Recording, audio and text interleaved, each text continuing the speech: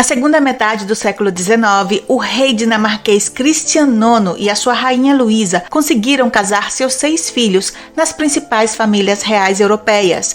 Tanto é assim que ele ficou conhecido como o sogro da Europa. O seu primeiro filho tornou-se rei da Dinamarca como Frederico VIII. O seu segundo filho homem, Guilherme, se tornou rei da Grécia como Jorge I em 1867. A sua primeira filha, Alexandra, casou-se com o príncipe de Gales e futuro rei em 1863. Ela chegou a se tornar rainha consorte do Reino Unido. A sua segunda filha, mulher, se casou com o herdeiro do trono russo e se tornou a czarina Maria Feodorovna Romanov. Ela foi a mãe do último czar da Rússia, Nicolau II, que juntamente com a sua esposa e filhos, seria executado. Ela viu a trágica queda do Império Russo. Ela, que era chamada de Mini pelos íntimos, conheceu um destino amargo nos últimos dias de sua vida, mas também a felicidade em sua juventude. No vídeo de hoje você vai conhecer um pouco mais sobre a vida de Dagmar da Dinamarca. Princesa Maria Sophie Frederique Dagmar veio ao mundo em 26 de novembro de 1847 na residência de seus pais, conhecida como Palácio Amarelo, que era adjacente ao complexo do Palácio Amalienburg, que servia como a residência principal da família real dinamarquesa. Dagmar era a quarta filha e a segunda menina do então príncipe Christian Glucksburg, que era membro de uma linhagem principesca secundária, e de sua esposa, a princesa Luísa de Hesse-Kassel. As crianças cresceram em um ambiente familiar muito coeso, que, embora descrito como simples, era repleto de felicidade. Durante a infância deles, o pai tinha apenas o salário de oficial para sustentar a família, e eles levavam uma vida modesta, em comparação com os padrões da realeza, permitindo que Dagmar e seus irmãos explorassem as ruas de Copenhague livremente durante a sua infância. Realizavam atividades como ir ao mercado e visitar cafés. A participação em eventos cerimoniais era algo raro para eles, e quando o faziam, era necessário trocar as roupas elegantes imediatamente, a fim de evitar sujá-las. Os pais de Dagmar enfatizavam uma educação cívica simples para os filhos, focando fortemente em seus deveres reais. Consequentemente, todas aquelas crianças se tornaram conhecidas por suas habilidades sociais, sabiam como interagir com as pessoas, possuíam um forte senso de dever e capacidade de representação. Em 1852, o pai de Dagmar ascendeu como herdeiro presuntivo ao trono da Dinamarca, ocupado por Christian VIII, já que o seu filho, o futuro Frederico VII da Dinamarca, parecia incapaz de produzir descendência. Assim, o pai de Dagmar recebeu o título de príncipe da Dinamarca e o uso do palácio Bernstorff. A família continuou a levar um estilo de vida modesto e raramente visitava a corte real.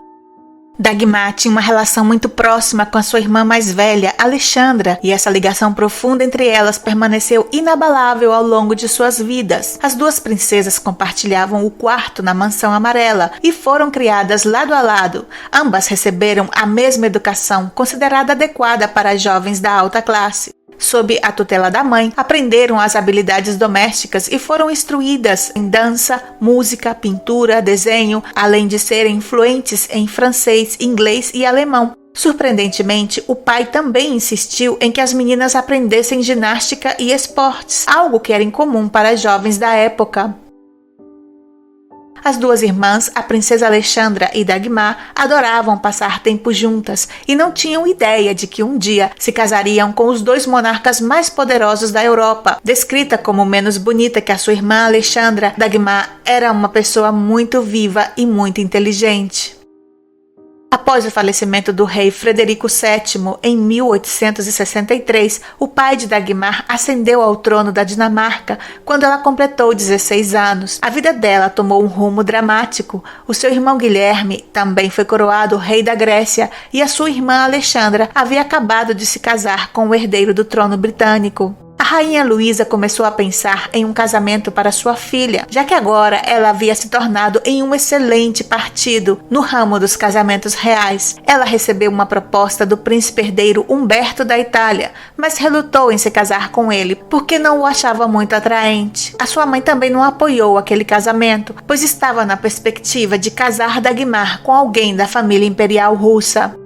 O czar Alexandre II da Rússia começou a buscar uma noiva para o seu herdeiro, o tsarevich Nicolau Alexandrovich. A princesa Dagmar estava entre as possíveis candidatas, e já em 1860 o imperador havia iniciado as primeiras pesquisas sobre um eventual casamento. Em 1864, a imperatriz russa Maria Alexandrovna anunciou que o seu filho visitaria a Dinamarca e durante o verão, Nicolau ou Nixa, como era conhecido na sua família, chegou ao palácio de Fredensborg, onde a família real dinamarquesa estava hospedada. Nicolau, com 20 anos, era o príncipe perfeito. Não somente era bonito, também era charmoso, inteligente e poeta. A primeira foto de Dagmar que Nicolau recebeu foi quando ela tinha apenas 12 anos. Ele ficou encantado com aquela jovem da foto e começou a colecionar fotos dela desde então. O encontro entre eles foi um sucesso absoluto. Nicolau não teve dúvidas sobre seus sentimentos por Dagmar, e esses sentimentos foram claramente correspondidos. Dagmar e Nixa ficaram noivos e após esse noivado eles riscaram seus nomes em uma das janelas do Palácio de Verão em Fredensborg. Após aceitar o seu papel como futura czarina da Rússia, ela começou a estudar o idioma russo e os costumes daquele país para se integrar totalmente. Um relacionamento amoroso se desenvolve rapidamente, mas Dagmar continua na Dinamarca, enquanto Nicolau viaja para a França para ficar na Vila do Czar em Nice. O casal recém-noivado escreve cartas um para o outro quase diariamente, mas então as cartas de Nicolau param de repente. Dagmar se preocupa e diz: "Estou completamente desesperada que meu querido Nicolau escreve tão raramente para mim. Sinto-me bastante infeliz e esquecida. Por que esse terrível silêncio?" E de repente ela recebe uma notícia terrível. Disseram-lhe que tinha que ir até Nice, porque ele estava gravemente doente. Dagmar recebe um telegrama do czar. Nicolau recebeu os últimos sacramentos. Reze por nós e venha se possível. Ela imediatamente pega um trem até Frankfurt, de onde segue para a França. E uma vez lá, o imperador Napoleão III cancela todos os serviços normais na rota para Nice e ordena que o trem especial do czar seja conduzido a 3 vezes mais a velocidade normal. Eles chegam e encontram Nicolau ainda vivo, mas ele está gravemente afetado pela meningite. Em 22 de abril de 1865, Nicolau faleceu na presença de seus pais, irmãos e de Dagmar. Seu último desejo era que Dagmar contraísse matrimônio com seu irmão mais novo, Alexandre. A morte de Nicolau deixou Dagmar devastada. Os pais dele tiveram que afastar a princesa Dagmar do corpo e carregá-la. Ela ficou tão desolada ao retornar à sua terra natal que os seus familiares ficaram profundamente preocupados com a sua saúde. Ela havia desenvolvido um forte vínculo emocional com a Rússia. Muitas pessoas simpatizaram com ela. A rainha Vitória expressou seus pêsames ao dizer: "Que terrível situação para a pobre Dagmar. Os pais e a noiva estão passando por um sofrimento profundo e merecem toda a nossa compaixão." O irmão mais novo de Nicolau, Alexandre, foi proclamado o novo herdeiro. E mesmo com a morte de Nicolau, a sua mãe não desistiu da esperança de ter Dagmar como nora. A mãe de Dagmar também continuou vendo as vantagens de um casamento dinamarquês-russo. Alexandre estava apaixonado pela dama de companhia de sua mãe, Marija Mesheskaya. Ele queria se casar com ela, inclusive estava disposto a abdicar dos direitos de sua posição para se casar morganaticamente com ela. E isso até poderia ter acontecido se o irmão mais velho dele não tivesse morrido. Mas agora ele era o novo czarevich e não podia abdicar por amor. Agora ele era o primeiro na linha de sucessão e pronto. Após um ano de luto, Alexandre chega à Dinamarca e 3 semanas depois propõe casamento a Dagmar. Alexandre é desajeitado e não tem a inteligência nem a sensibilidade do seu irmão falecido, mas é bom de coração. Ele era um homem grande, imensamente forte. Era conhecido como Sacha. Ele era tão forte que podia inclusive dobrar ferraduras e até a prata da família. Em 17 de junho de 1886, ele a propôs em casamento durante um piquenique e recebeu um sim. O noivado foi oficializado no dia 23 de junho no Palácio de Fredensborg. Tanto Dagmar quanto Alexandre rapidamente acolheram com entusiasmo a ideia de se casarem e, em breve, foram descritos como genuinamente animados com a perspectiva. 3 meses após a proposta de Alexandre, a jovem de 18 anos, Dagmar, teve que se despedir da Dinamarca e navegou até São Petersburgo para se casar. 6% das terras do mundo estavam sob o controle do império do czar Alexandre II, mas embora o estilo de vida dos Romanovs seja extravagante, a maioria da população russa são camponeses extremamente empobrecidos. O Palácio de Inverno é uma das coisas mais grandiosas que se possa imaginar. Possui mais de 1000 quartos ricamente decorados em ouro, prata, malaquita e mármore. Todos os dias, 1.200 criados patinavam pelo chão de milhares de metros quadrados, esfregando-o com uma escova presa a um dos seus pés. E este foi o mundo para o qual Dagmar chegou. Vinda das condições modestas da Dinamarca, passa suas primeiras semanas no Palácio de Inverno, aprendendo os procedimentos e as cerimônias da corte russa. E a Rússia possuía uma corte muito rígida. Era formal e inalterável. Foi muito difícil para ela se adaptar a tudo aquilo. Ela adotou a fé ortodoxa em 24 de outubro de 1866 e passou a ser conhecida como a Grã-Duquesa Maria Fyodorovna da Rússia. O suntuoso casamento teve lugar em 9 de novembro de 1866 na Capela Imperial do Palácio de Inverno em São Petersburgo, mas os pais de Dagmar não participaram. Christian IX e a Rainha Luísa não puderam comparecer ao casamento de sua filha porque não tinham dinheiro suficiente para fazer um grande espetáculo como as outras cortes reais da Europa e sentiram que o melhor para a filha era que ficassem afastados. Em vez disso, a noiva foi representada pelo seu irmão, o príncipe herdeiro Frederico, e pelo seu cunhado, o herdeiro do trono inglês, Edward. Alexandre e sua esposa Maria, como agora é chamada, mudaram-se para o Palácio de Anichikov, em São Petersburgo. Ela rapidamente aprendeu a apreciar aquela vida cheia de belíssimos vestidos, joias fabulosas e magníficos bailes. O início de sua nova vida na Rússia foi muito feliz. Ela adorava tudo aquilo, se acostumou com a etiqueta e se apaixonou perdidamente pelo seu marido Alexandre e ele por ela, e formaram uma grande família. 1 ano e meio após o casamento, Maria deu à luz seu primeiro filho. Durante o nascimento, toda a família imperial estava presente. Em uma carta à sua mãe, ela escreveu: "Foi algo que me perturbou profundamente. O czar Alexandre II segurava minha mão direita, enquanto o meu Sasha segurava minha mão esquerda, e de tempos em tempos a czarina me dava beijos." O seu próximo filho, Alexandre, nasceu em 1869, mas infelizmente faleceu de meningite durante a infância. Ela teve outros 4 filhos que alcançaram a idade adulta: George, nascido em 1871, Xenia, nascida em 1875, Mikhael, nascido em 1878 e Olga, nascida em 1882. Como mãe, ela nutria um profundo amor pelos seus filhos e tinha uma ligação muito possessiva com eles. O seu relacionamento com as filhas era mais distante. Alexandre, que era extremamente rigoroso com todo mundo, como pai era completamente diferente quando se tratava dos seus próprios filhos. Ele era um pai muito engraçado e divertido. Brincava com todos eles, jogava hóquei no gelo, adorava estar e fazer qualquer coisa com as crianças.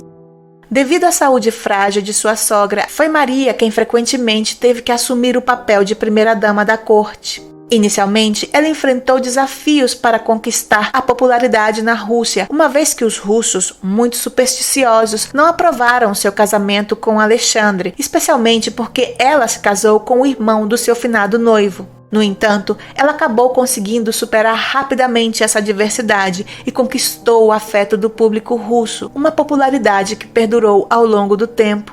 Desde o início, ela mostrou um compromisso em aprender a língua russa e compreender a cultura do povo. Em 1876, durante uma visita com seu marido, eles foram calorosamente recebidos e a maior parte dos aplausos foram direcionados a ela como esposa do herdeiro aparente. Ela raramente se envolvia na política, preferindo dedicar seu tempo e energia à sua família, às obras de caridades e aos aspectos sociais de sua posição. Mas aquela vida foi se tornando menos segura para a família imperial durante aqueles anos. Na Rússia, havia vários grupos extremistas que acreditavam que matando o czar iniciariam uma revolução. Os atentados se tornaram cada vez mais presentes. Em uma ocasião, a sala de jantar do Palácio de Inverno foi destruída por uma explosão. Se os convidados para o jantar não tivessem se atrasado, a família Romanov inteira teria sido dizimada.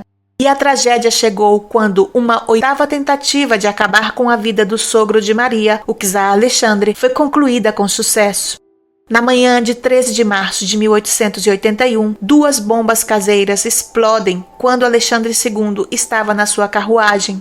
Ele não morre na hora e é rapidamente levado para o Palácio de Inverno. Maria e Alexandre chegam pouco depois. Ela escreve: as pernas dele estavam completamente esmagadas e dilaceradas até os joelhos. Uma massa ensanguentada com meio pé direito e tudo que restou do pé esquerdo foi a sola.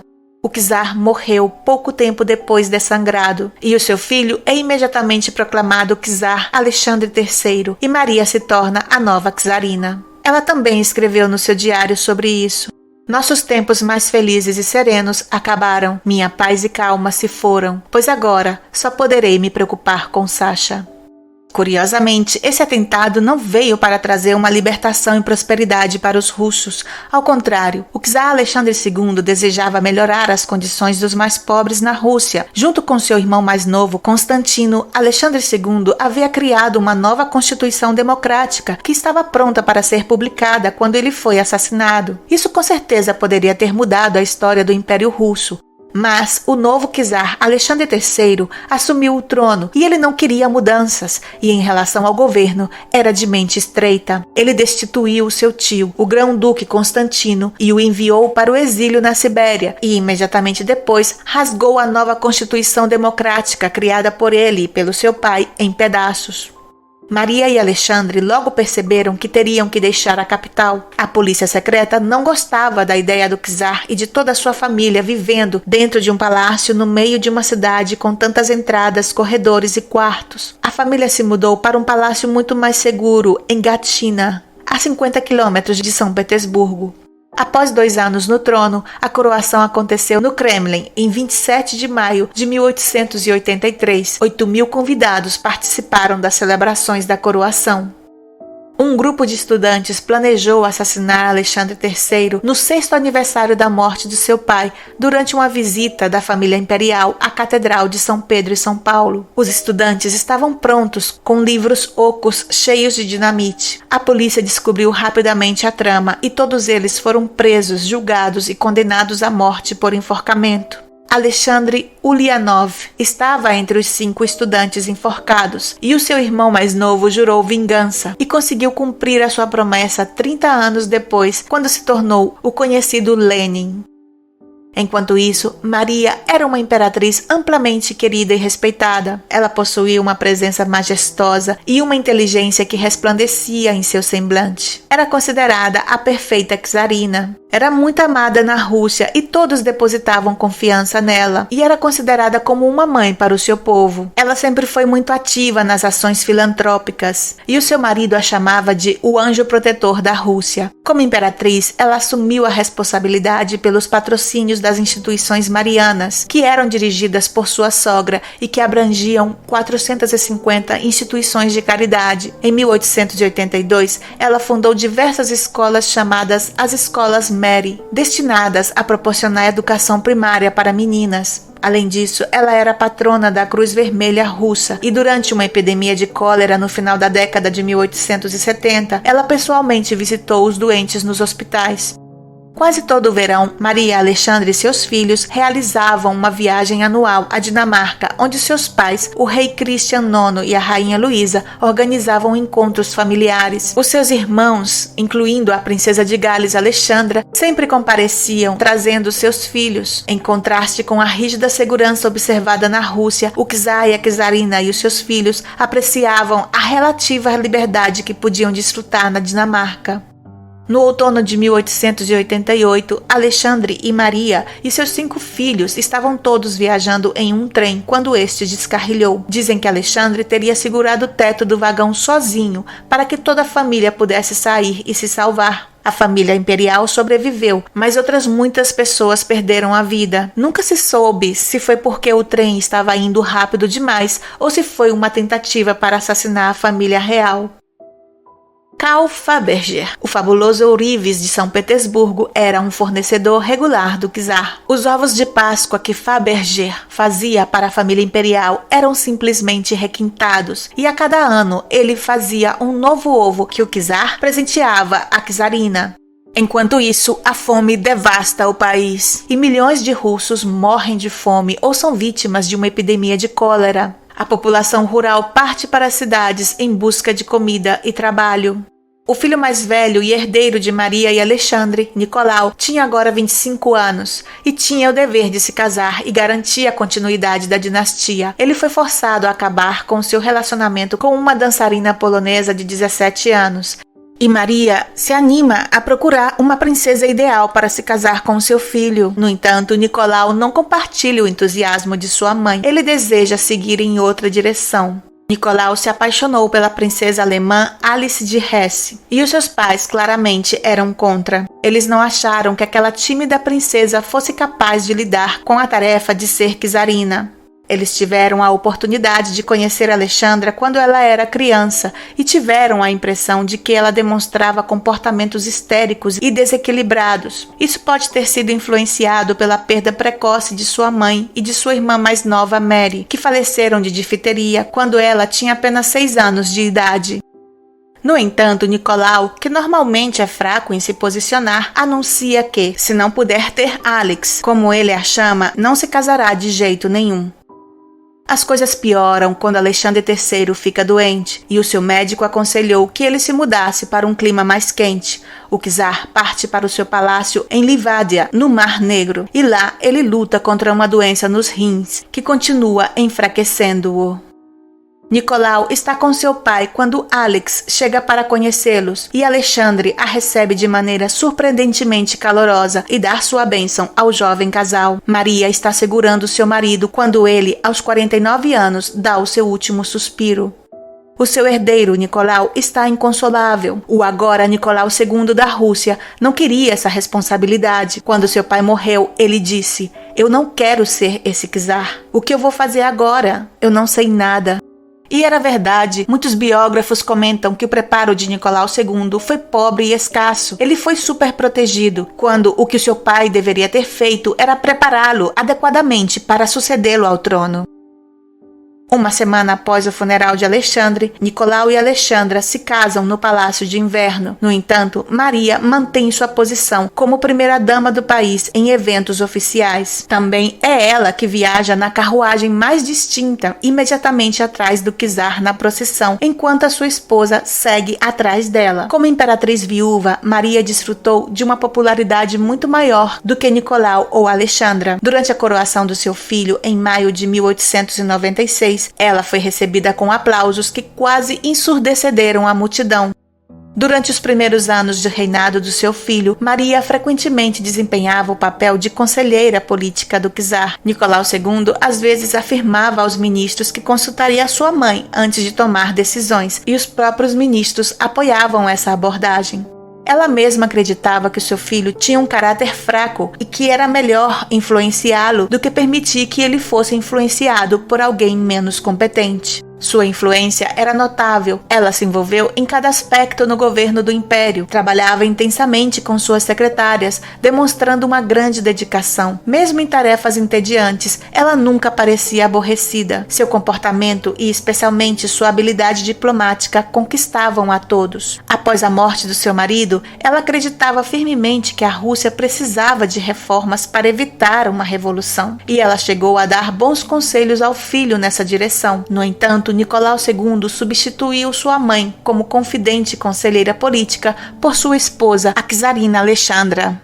Maria Feodorovna não tinha uma boa relação com a sua nora, atribuindo a ela grande parte dos problemas que afetavam seu filho Nicolau e o Império Russo como um todo. Diferente dela, Alexandra não se esforçou para aprender o idioma e nem a cultura do povo russo. A sua timidez era vista como indiferença e, para piorar, o fato de que ela só deu à luz um herdeiro quase 10 anos após o casamento e após o nascimento de 4 filhas.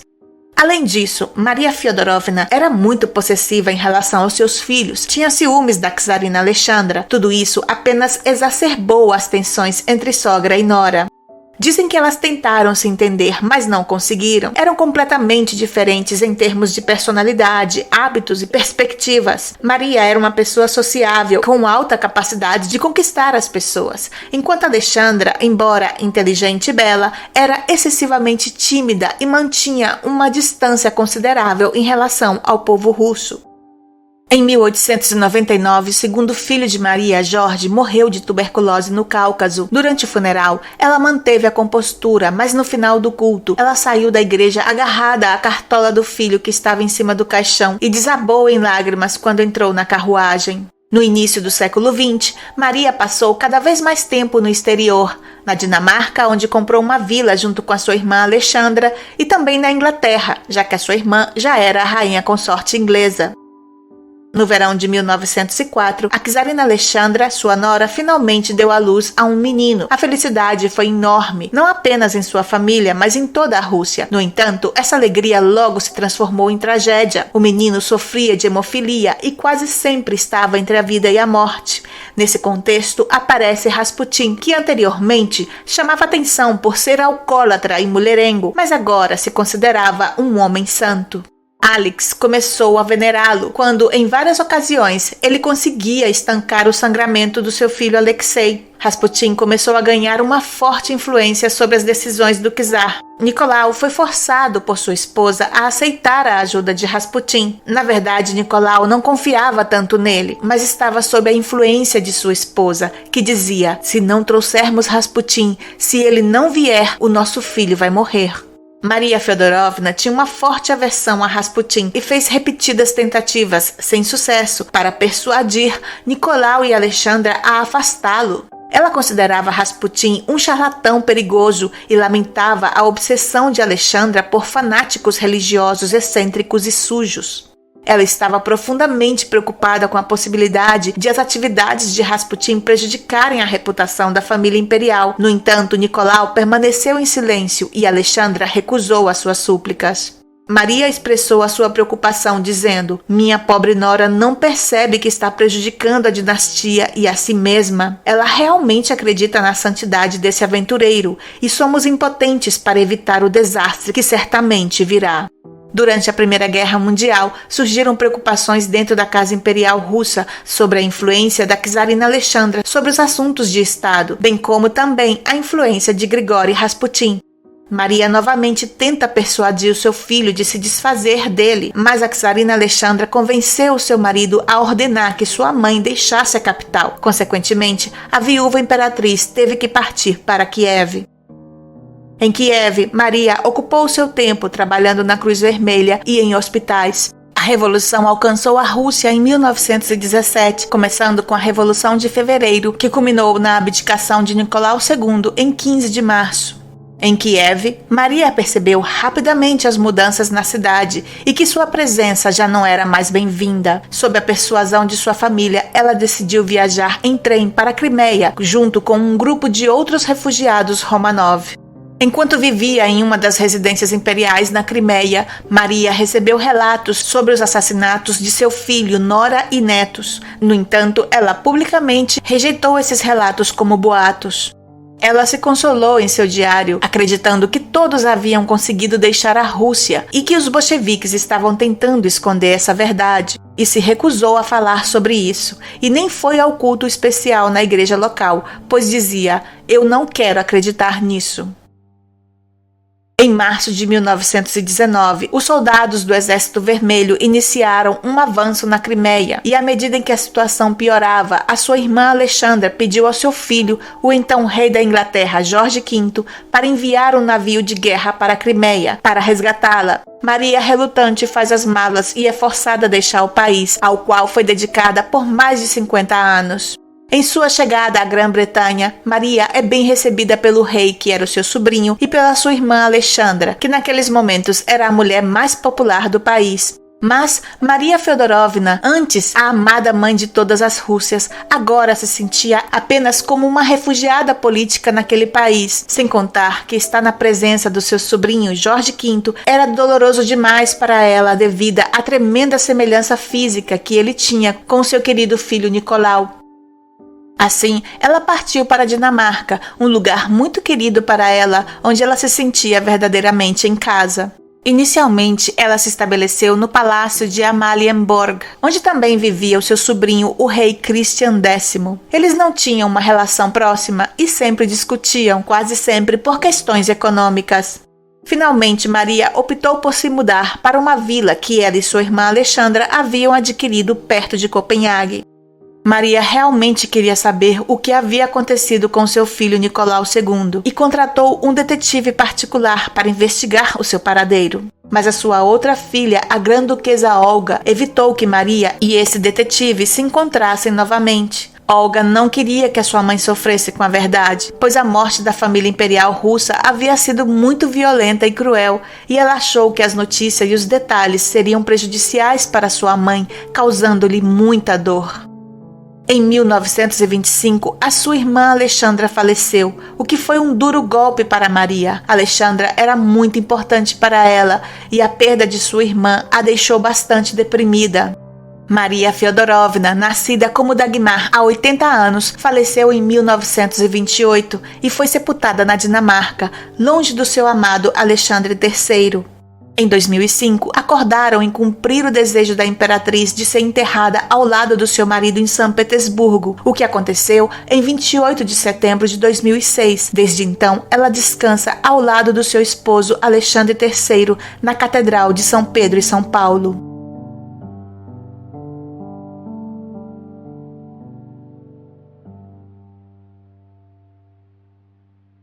Meus queridos amantes da história, muito obrigada por chegar até aqui. E se vocês gostaram desse vídeo, dê um like, comente o que você achou dessa história e se inscreva no canal se ainda não estiver inscrito. Quero dar um alô muito especial às novas aristocratas do canal, Lady Sheila e Lady Katia. Muito obrigada por se inscreverem e serem membros do canal. Você também pode ser da realeza do História e Biografia. É só clicar no botão Seja Membro. Até o próximo vídeo, meus amores!